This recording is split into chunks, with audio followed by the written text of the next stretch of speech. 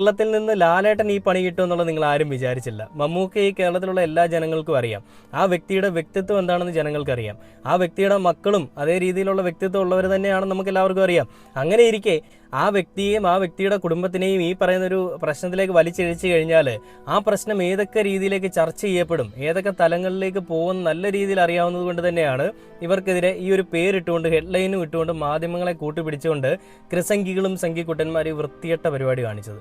ആ വൃത്തികെട്ട പരിപാടിക്ക് നിങ്ങളുടെ കൂട്ടത്തിലുള്ള ഒരാൾക്ക് തന്നെ മറുപടി കിട്ടിയിരിക്കണം. ഹൈക്കോടതി നല്ല രീതിയിലുള്ളൊരു തീരുമാനം തന്നെ എടുത്തിട്ടുണ്ട്. ആനക്കൊമ്പ് ആരുടെയും കൈവശം വെക്കണ്ട എന്നുള്ളത്.